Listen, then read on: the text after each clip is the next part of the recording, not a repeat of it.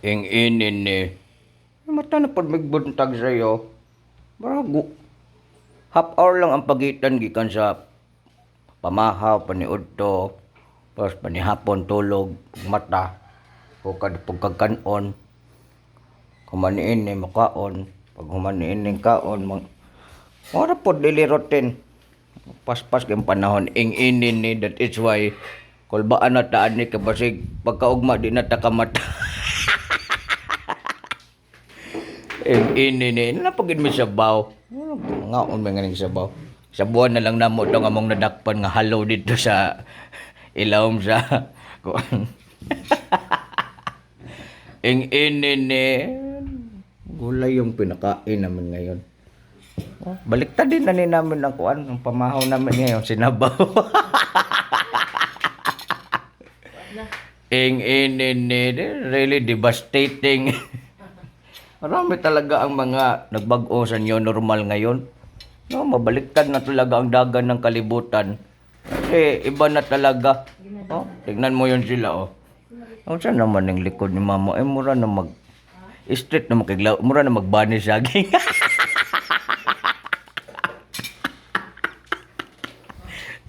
Ing-inin ni murag bani saging galakaw.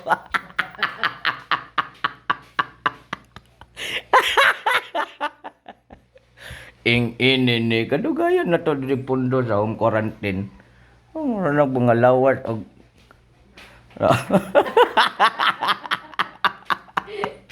ing-inin ni. Nagbani saging nga nagduster.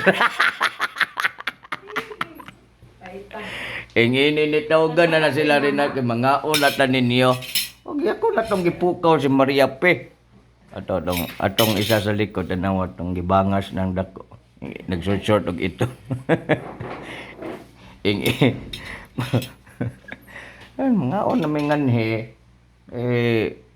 Ano yung gulay nga gisabaw ni mama o kanon. Simple lang kinabuhi. Kabalo mo asa mo gikan ng aning kaning kamatis o kaning tinangkong. Dito na sa mong silingan. Batay kamango na mo ng ilang tinangkong. Kaya na may sudan. Yung kamatis na tumubo na dito sa likod. Tinanom niya ng silingan. Kinamang namin kagabi kasi wala mang makakita.